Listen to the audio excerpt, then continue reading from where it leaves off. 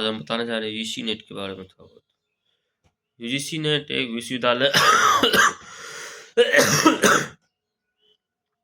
विश्वविद्यालय अनुदान आयोग के तहत पीएचडी इंट्रेंस एवं असिस्टेंट प्रोफेसर एवं रिसर्च के विभाग में जाने के लिए एक इंट्रेंस एग्जाम होता है, जिसका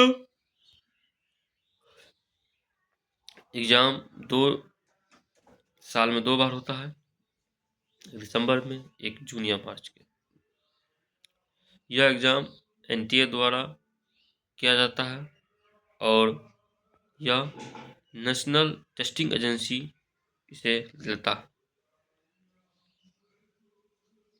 तो कुछ सम इम्पोर्टेंट फैक्ट जो बताने जा रहे हैं इस परीक्षा में 2 पेपर होता है, पेपर 1 और पेपर 2।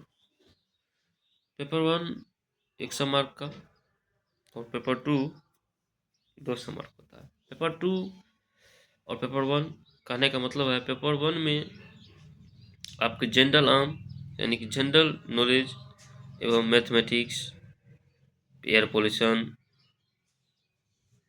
भिन्न भिन्न प्रकार के क्वेश्चन किया जाता है।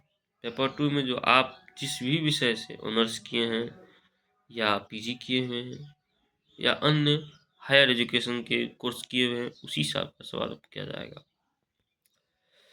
पेपर 1 में 50 क्वेश्चन होता है और 50 क्वेश्चन, एक क्वेश्चन 2 मार्क का होता है तो 100 मार्क हुआ। और पेपर 2 में 100 क्वेश्चन होता है, एक क्वेश्चन 2 मार्क का होता है तो 200 हुआ, यानी टोटल 300 मार्क हुआ। 300 मार्क का टोटल परीक्षा होता है और यह एग्जाम सीबीटी के माध्यम से होता है, यानी कि कंप्यूटर बेस्ड एग्जाम होता है। पेपर 1 में 10 यूनिट होते हैं और पेपर 2 में भी 10 यूनिट होते हैं। पेपर 1 में आप लोगों को सबसे पहले पढ़ना होगा टीचिंग एप्टीट्यूड, उसके बाद रिसर्च एप्टीट्यूड, उसके बाद higher education, communication and ICT, people and environment, ये पढ़ना होगा आप लोग को।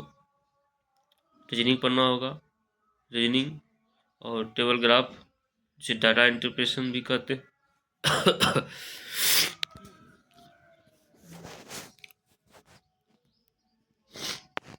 डाटा इंटरप्रेशन भी कहते हैं, कुछ अन्य और भी पढ़ना होगा। पेपर 2 में आपका जो भी विषय हो उस विषय से आपको पढ़ना है। जैसे मेरा विषय हिस्ट्री है तो हिस्ट्री में हमको 10 यूनिट पढ़ना है।